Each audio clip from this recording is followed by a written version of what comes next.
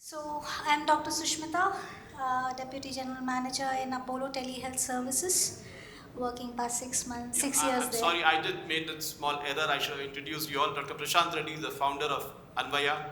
I have spelled it right, provides critical care and assistance to seniors through AI-enabled tech platform. Dr. Shekhar is a social serial healthcare entrepreneur, founder and CEO of Vigo Care, which is a SaaS platform provider. Dr. Satish Kumar Timaraj is Vice President and Medical Affairs at Yashoda Hospital's Critical Care Medicine Specialist. Dr. Sushmita Biswas is the DGM Medical Services at Apollo Telehealth Services. Sorry for having missed that out. Thank you. No problem, thank you. So, good afternoon, everyone. Today we talk about remote patient monitoring, which is a game changer indeed in healthcare. It has actually changed how we monitor and how we care for our patients. Obviously, all kudos to the innovators. The global RPM is valued as 55.1 billion last year and is expected to grow at CGR of 18.1 till 2034. Big number, I hope, for all the entrepreneurs. So, our focus today is on cutting through the noise to discuss real applications, challenges, and opportunities related to RPM. RPM, matlab remote patient monitoring, please. So, yeah, but how realistic are these promises? There are various promises around RPM, so how realistic are they? And we will find out from our esteemed panelists. I'll give a little more know-how about the panelist here, starting from Dr. Satish Kumar Reddy, who's an experienced critical care specialist over 2 decades. He has successfully managed remote care and tele-ICU during COVID times, helping to reduce the burden over tertiary care centers. He also strives to spread critical care to remote parts of our country. Welcome, Dr. Satish. Uh, Next in line is Dr. Shekhar, a maxillofacial surgeon, a social entrepreneur, founder and CEO of Vigo Care. Vigo Care is again a great solution for heart rhythm monitoring, ward monitoring, hospital at home, etc. He is also a co-founder of eZone and Clove Dental. Mr. Prashant Reddy. We have a very bad habit of saying doctor, so I'm sorry. So, Mr. Prashant Reddy, an alumnus of UCLA Anderson School of Management, founder of Anvaya Kin Care, which has again changed the scape of elder care for good. It's a holistic solution for home care services and dementia care also. Has deployed and patented an IoT and AI-based RPM to evolve all these. So let's begin with the questions. A lot of questions around RPM we have in our mind. I'll begin with Dr. Shekhar. Vigo Care being the forefront, what are the technological advancements you believe are exciting the RPM, like for example wearables, like IoT, and how is AI getting in or shaping it?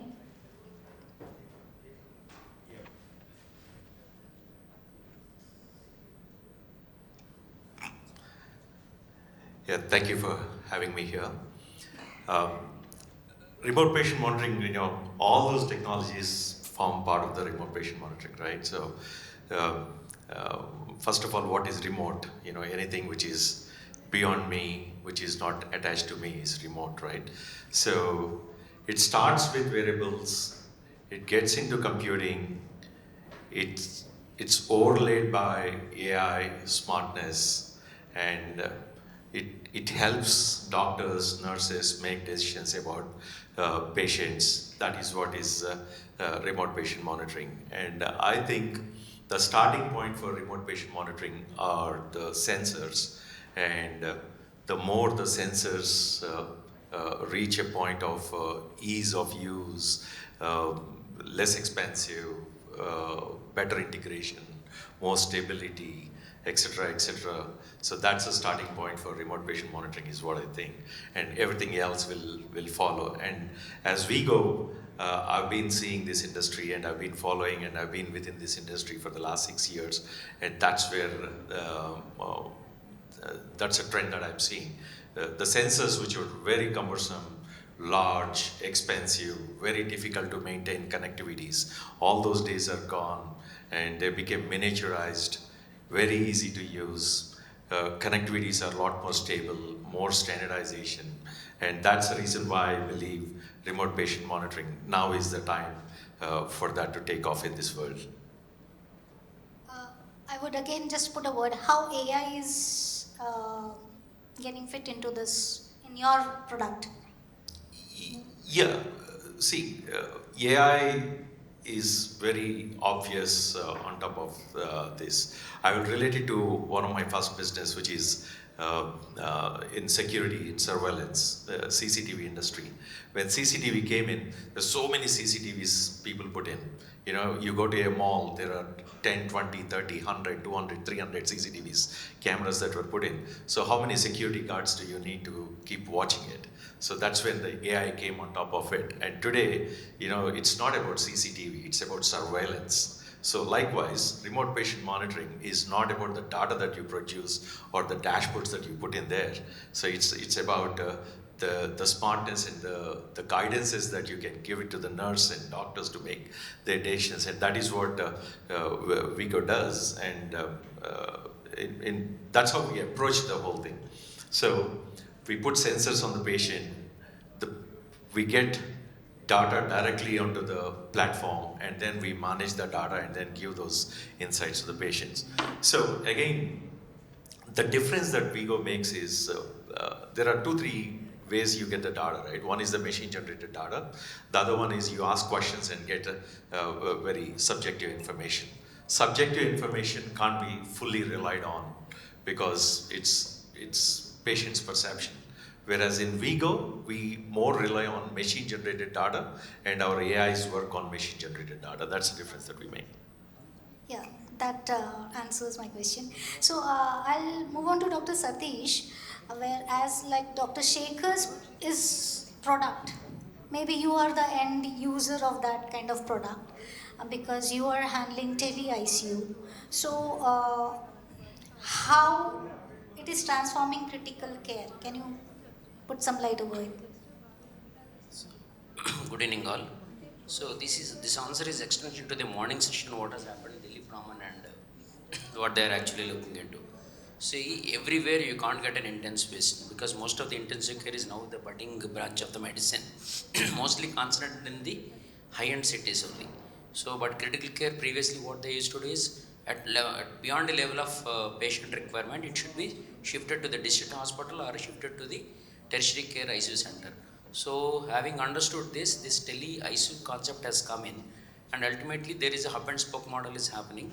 There is a command center and one camera and monitoring system will be deployed in the remote area so that we can continuously monitor what is happening in that patient, and we can give some instructions, identify certain features which are alarming.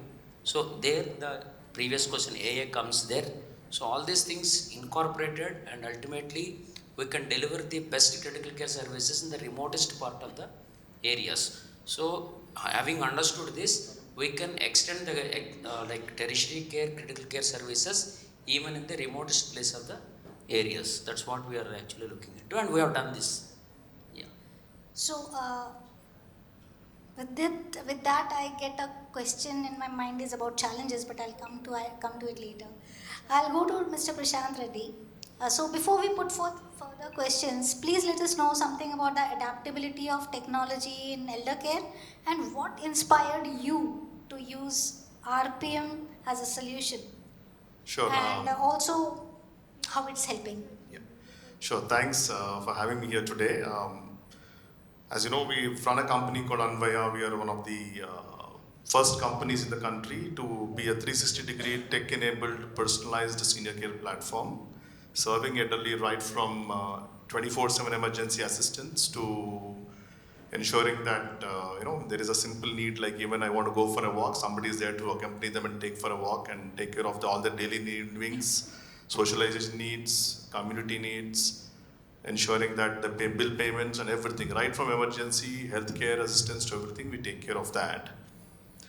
Now, we've been doing that for some time, and then we have come across some problems. I'm addressing the question of why we got into actually RPM and how technology is being used in elder care.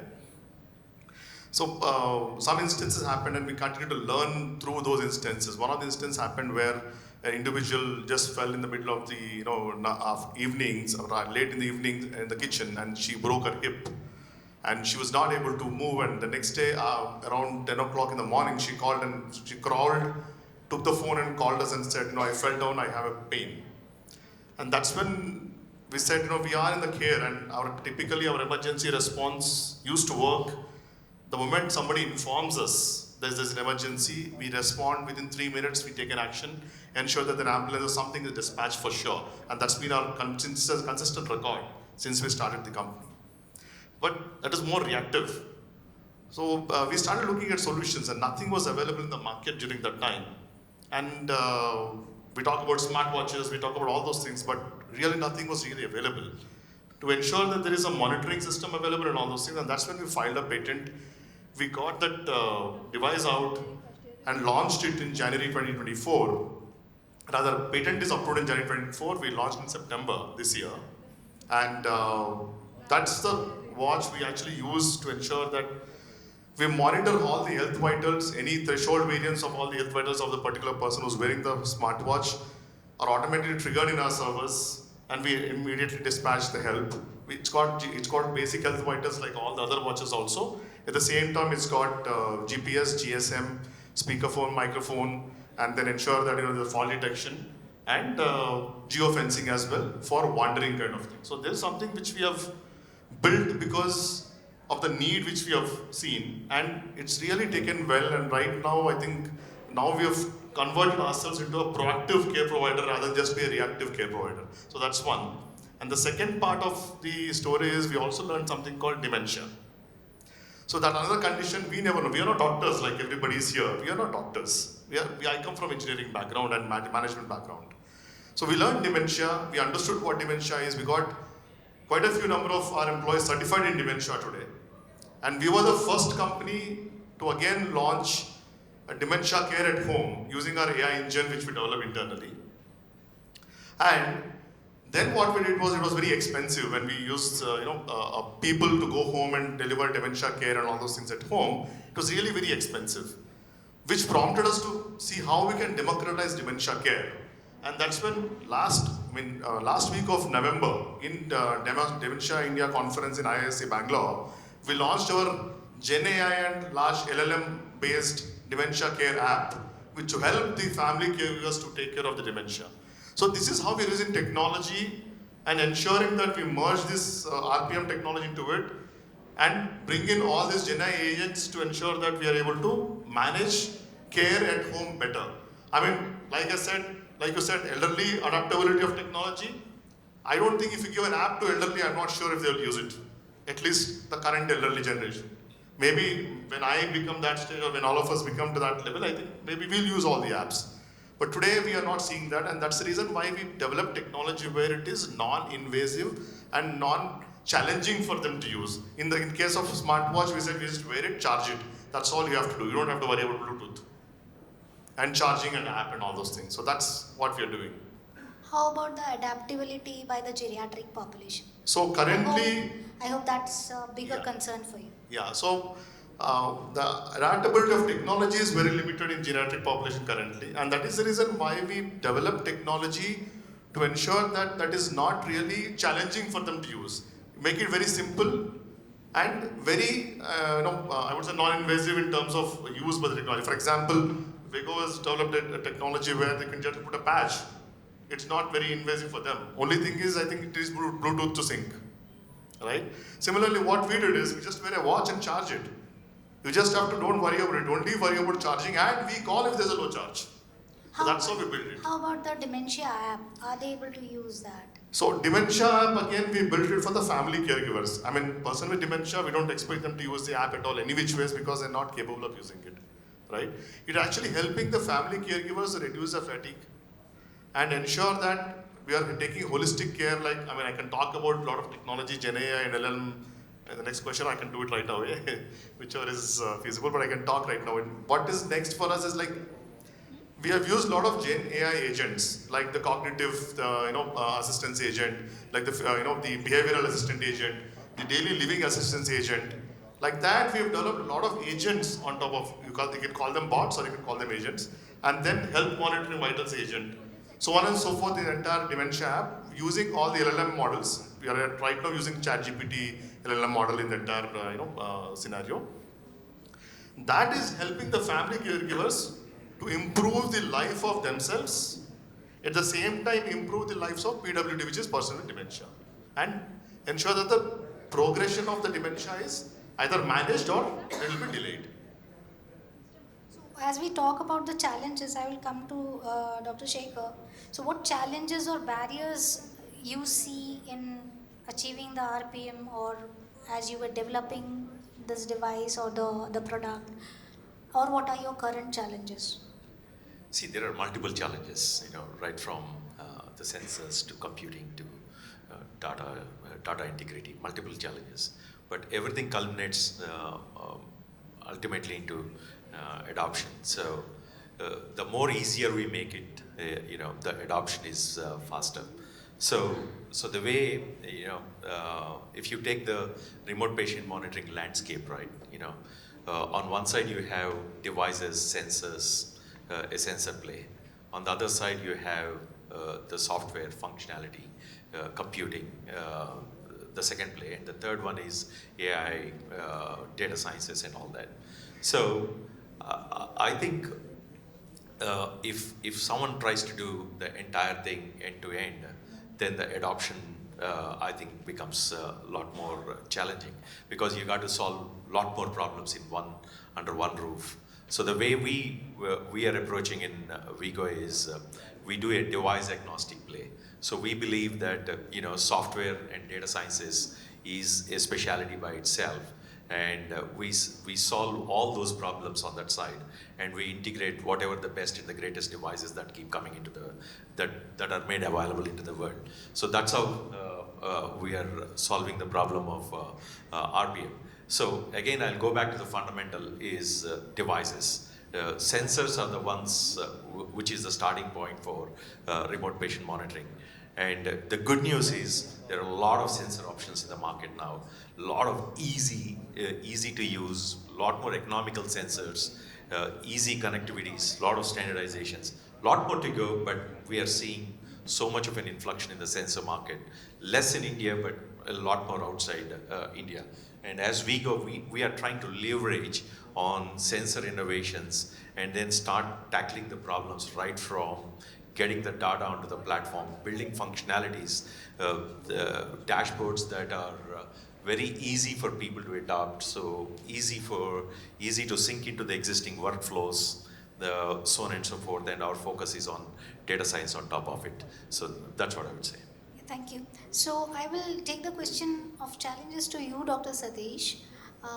When you are using the tele-ICU services, how is the doctors accepting it, the treating doctors? Because as per my experience, the doctors had been till now are the biggest barriers of using technology.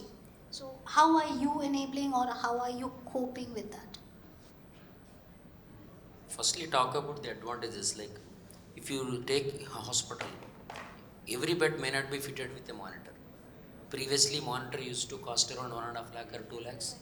So now these things have come up like very minimal amount, like meager amount, like 2,000, 3,000 rupees for 5 days.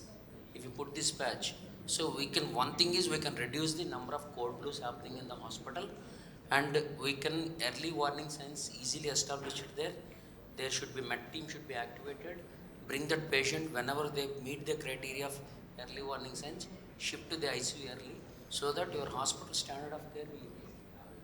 That is the best exemplary thing, like what I understood.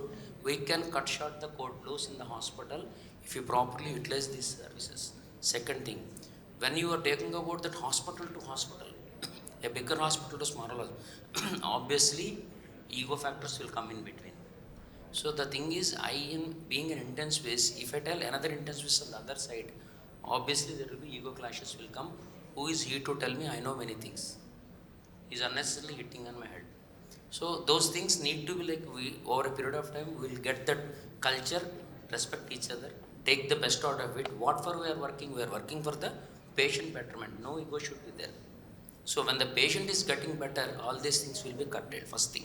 Second thing is when we are taking to a higher hospital to the smaller hospital, obviously smaller hospital will get advantage of a eye over the eye.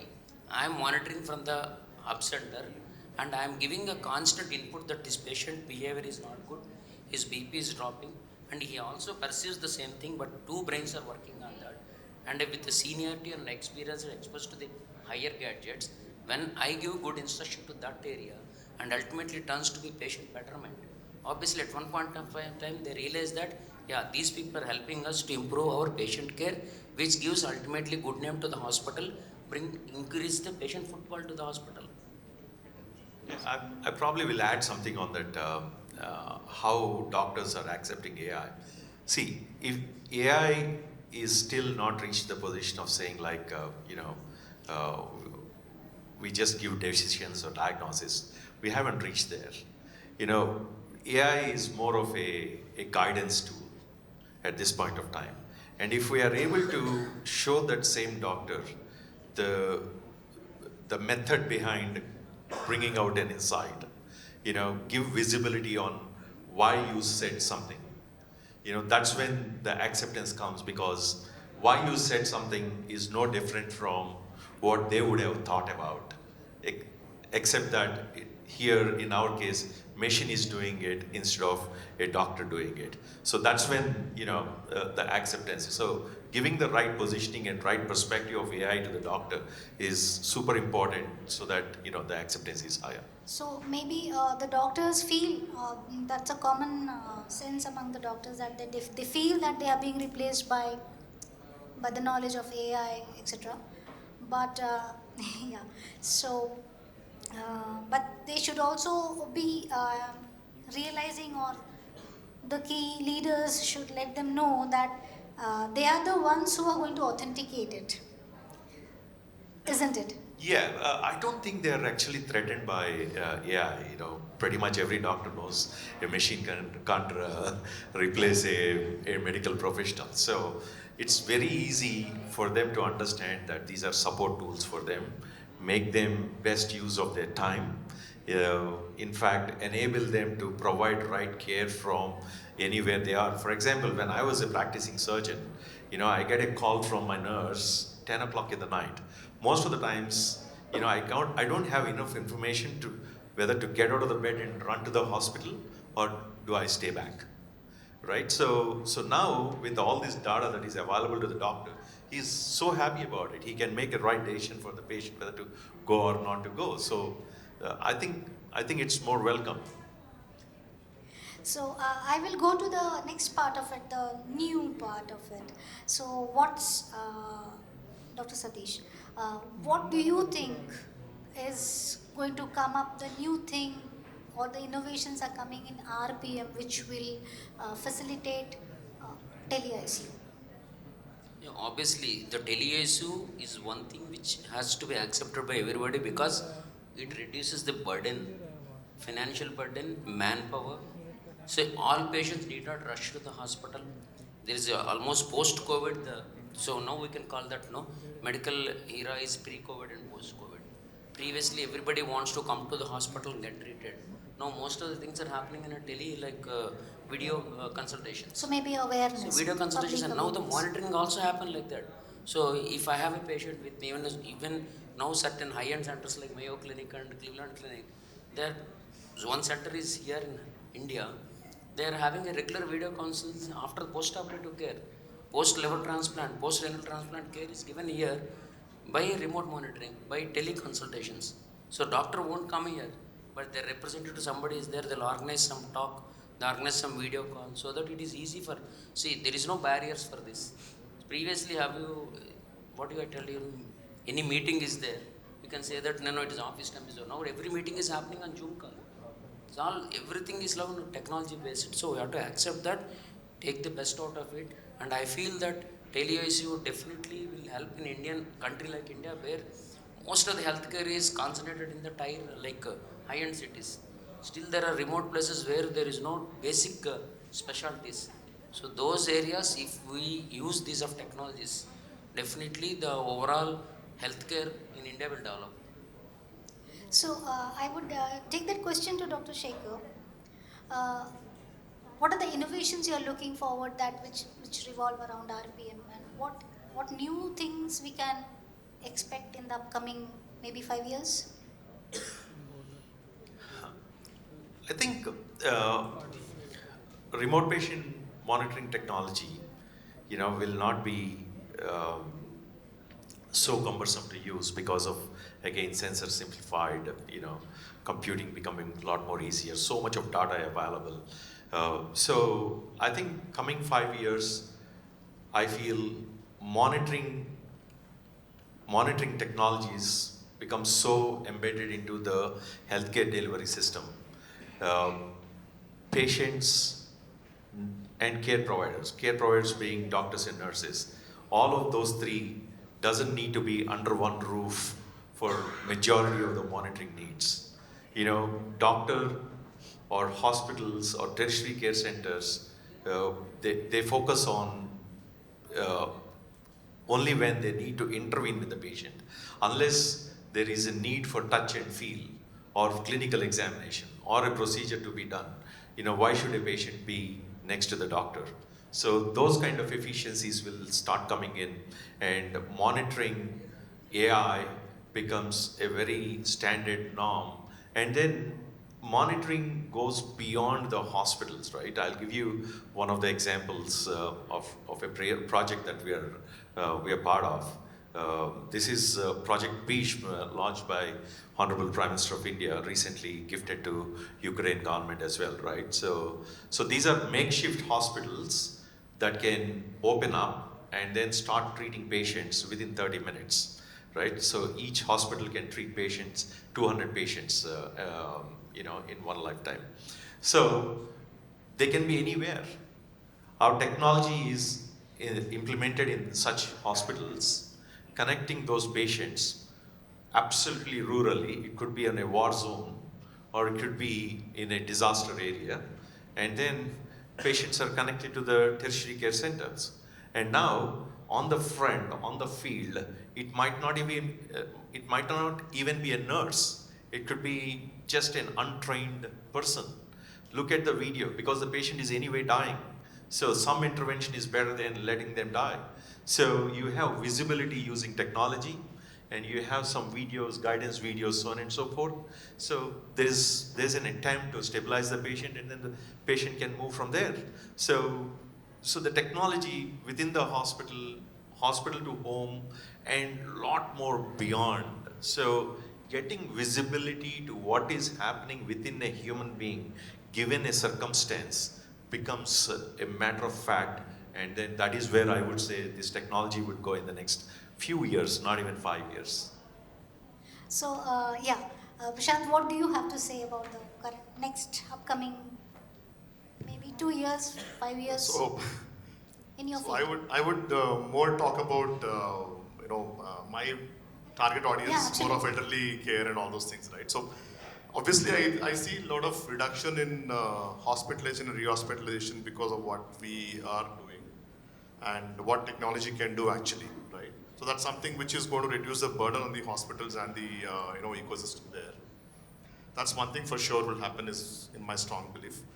And technology, for us at least, we are looking at right now, the LLM models are not really matured enough today in the current sense because of the data availability in terms of the dementia care, or even it could be even the remote patient monitoring to a certain extent in our watch. The data of variations of the parameters also sometimes is not available in terms of the individual personality based, right? So that is something which takes time. But once the LLM models mature within the next couple of years, I think the next stage for us in dementia is to ensure that how we can bring in bots into the entire dementia care facility. It could be a virtual bot or it could be a physical bot tomorrow, right? Those something which I see acceptability to increase there. Currently, only I think Japan has a few bots which they do talk to them and all those kind of things, which I think will change in India as well, in my view. Right? That's something which is going to happen. Um, the more I see, the loneliness is going to increase in the elderly, right? And that is where we need to find a lot more technology solutions, including, for that matter, I mean, though I'm saying, one of the options for fall detection is our smartwatch, which we have patented. But then there are a lot of better options than that also coming up today. And I have seen something recently in Bangalore that a home can be put on radar sensors and detect the fall automatically and alert the centralized command center. So I think that particular technology right now, it works everywhere in the world, but in India it doesn't work because it works, it is limited to only a room because of a lot of concrete walls and structures which we have here. So maybe that the construction technology also will change in the next 5 years, in my view, and make it much more comprehensive in terms of the care, is what I believe, honestly. So. Okay, so I think, Vishy is making gestures. So I'll conclude. One question to him. You wrote about it from the elderly care, right? Like, can you partner with Dr. Shekhar, an example, and you give him a challenge that there is a companion device he's developing which doesn't look like too artificial. And if you have, you are already doing something with physical companionship, right? Can you enlighten, in case you didn't talk about it? Yeah, so I think, I did briefly touch upon, but we have, as far as the company is concerned, we believe in physical touch for the elderly. So we operate right now in about 40 cities in the country. We're one of the first in the country, and we have about 150 employees, full-time employees, work as care managers, who are actually going in physical touch with all our members across the country. We serve about 15,000 individuals currently active. We would have touched about 1 lakh plus families, and our emergencies, we would have handled about 1,000 plus emergencies with an average response time to action of about 3 minutes and saved 97% lives. With this smartwatch, we have a lot of statistics I can share, but then companionship is something very key because, like I said, loneliness will increase. Currently, in our platform, we use whatever technologies are available, ensure that we integrate into our technology platform and use it. Wherever we didn't find solutions is where we actually started building them ourselves. And to your question, if Shekhar is building something on the bot, which is humanoid kind of thing, and which can be transformed into a person talking to them, I'm sure adaptability will increase in next 5 years, and I'm definitely willing to work and integrate on that platform. Can it be something like two-mark kind of thing, wherein I'm feeling guilty and you arrange a person for 20 minutes to come and spend time with me, something like what? So sometimes, while I said I will work with Shekhar to have a robot and humanoid kind of thing, what we have seen in our experience for the last 8 years, 9 years is now that elderly typically connect with a person. And that's the reason one of the challenges which we have solved is we send the same person every time. So if it can be Qmart, I can have multiple people coming in and doing it. I don't know they'll connect. Maybe assumption is that they may actually connect with one humanoid talking to them rather than anybody coming in.